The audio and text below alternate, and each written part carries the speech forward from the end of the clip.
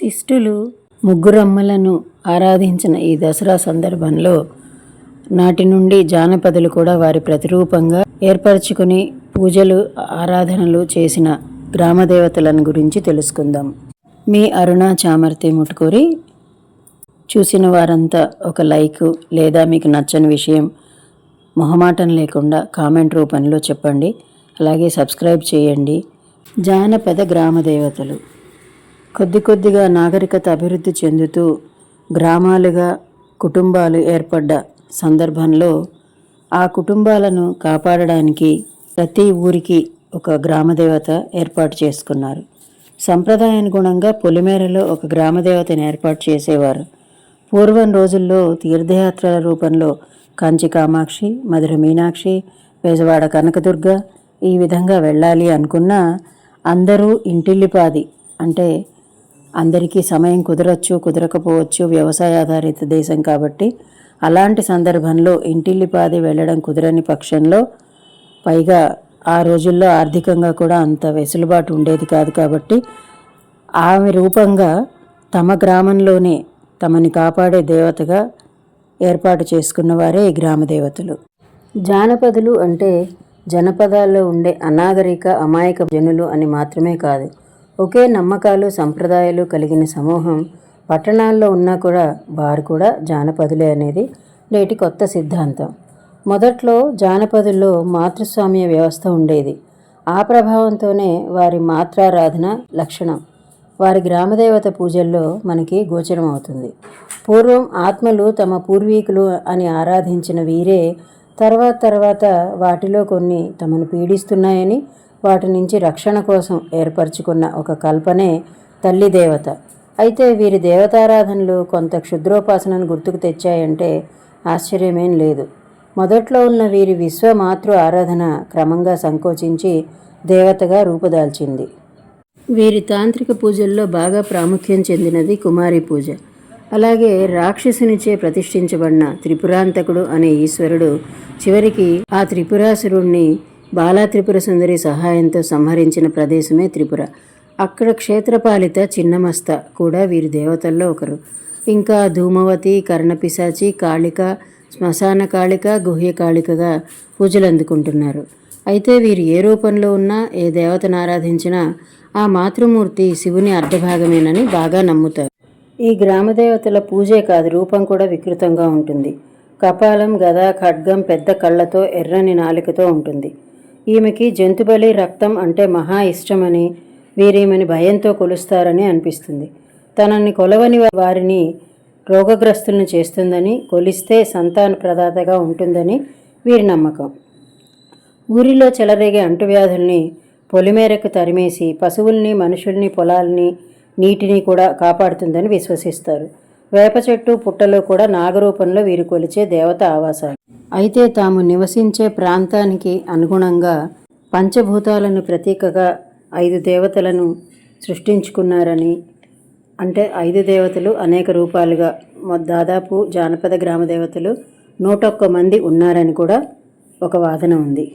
ఈ పంచభూతాల ప్రతీకగా ఏర్పరచుకున్న దేవతల్లో పృథ్వీ రూపంలో, అంటే పంటను కాపాడే దేవతగా కుంకుళ్ళు కాపాడితే కుంకుళ్ళమ్మ, గోగులను కాపాడిన ఆమె గోగులమ్మ. అంటే గోగులని కుంకుళ్ళని కాపాడుతుందని కాదు, ఆ ప్రాంతంలో వ్యవసాయ ఆధారితమైన దేశం కాబట్టి వారు ఏవి పంటలు వేసుకున్నారో ఆ పంటను కాపాడడం కోసం వారు ఏర్పరచుకున్న పేర్లతో కూడిన దేవతలన్నమాట. అలాగే జొన్నలు జొన్నాలమ్మ, నూకలు నూకాలమ్మ. తొలి పంటని ఆ దేవతకు నివేదించడం, అలాగే ఆ దేవతను పూజించే అర్చకులకు ఇవ్వడం అనేది రివాజు. అన్నం పెట్టే దేవతగా అన్నమ్మ అని కూడా సూచించుకున్నారు. ఇక జలానికి ప్రతీకగా గంగ, గంగాలమ్మ. ఆ తర్వాత అగ్నికి సూర్యుడు, చంద్రుడు ప్రతీకలుగా తీసుకుని సూర్యుని సూరమ్మగా, చంద్రుని పున్నమ్మగా భావిస్తూ అమావాస్య రోజు సూర్యుని పూజించి, పౌర్ణమి నాడు చంద్రుని పూజించి ఆనాడు కులవృత్తిని మానేసి ఉండేవారు. తాము సృజించుకున్న దేవత కుడి కన్ను, ఎడమ కన్ను సూర్యచంద్రులుగా భావిస్తూ ఇరుకులమ్మ అనే మరో దేవతను కూడా వీరు భావించుకున్నారు. ఇక వాయువు నుండి వాయువుని కరవలి అని అంటారు. అంటే కొండ ప్రాంతంలో ఉండేవాళ్ళు. కొండగాలి వస్తుంది కాబట్టి తమకు ఎటువంటి కరువు రాకుండా ఉండాలని కరువులమ్మ, కొండమ్మ. ఆ తర్వాత ఆకాశం అంటే ఎత్తులో ఉంటుంది. ఈ ఆలయాలన్నీ పృథ్వీ ఆలయం అన్నప్పుడు నేల మీద ఉంటుంది. జలంతో సంబంధించిన గంగాళమ్మ ఆలయం భూమి లోపల కొంచెం దిగుడు బావిలాగా ఉంటుంది. అదేవిధంగా వాయువు అన్నప్పుడు కొంచెం ఎత్తులో ఉంటుంది. ఆకాశం అన్నప్పుడు మరింత ఎత్తులో ఉంటుంది. ఇలాగా వాటికి సంబంధించి వారి భావనలకు అనుగుణంగా ఆలయాలను కూడా నిర్మించుకున్నారు. గాలివాన నుంచి తమని కాపాడడానికి, పిడుగులు మెరుపులు ఉరుముల నుంచి కాపాడడానికి కొండమ్మ అని, పొలిమేరల్లో గ్రామాన్ని దాటి వెళ్ళేటప్పుడు దండం పెట్టుకుని వెళ్ళి తిరిగి క్షేమంగా వచ్చామని ఆమెకు మళ్ళీ దండం పెట్టుకుంటూ తమని దాటి పోలేరు అన్నట్టుగా ఆ గ్రామం సరిహద్దుల్లో పోలేరమ్మని ప్రతిష్ఠించుకున్నారు. ఏ విధంగా తమను పోషించే దేవతని పోచమ్మగా వీరు నియమించుకున్నారు. తమ జీవిత నియమాలకు అనుగుణంగా గ్రామానికి సరిహద్దుగా నీటికి కట్ట వేసుకొని ఉన్న చోట ఆ కట్ట తెగి తమ కుటుంబాలు నాశనం కాకుండా ఉండడానికి అక్కడ కట్ట మేసే అమ్మ అంటే కట్టను కాపాడే అమ్మ అని ఆమె క్రమంగా కట్టమైసమ్మగా మారింది. ఈ కట్టమైసమ్మనే గండి పడకుండా వేయటానికి ప్రాంతాలను బట్టి గండి మైసమ్మగా, కోట దగ్గర పెట్టినప్పుడు కోట మైసమ్మగా, ఇలా రకరకాలుగా మైసమ్మ తల్లిని ఆరాధిస్తారు. అయితే వీరు వెలయించుకున్న గ్రామ దేవతలు అందరూ కూడా పార్వతీదేవి రూపాలే అని మరొక వాదన కూడా ఉంది. దానికో చిన్న కథ కూడా ప్రచారంలో ఉంది.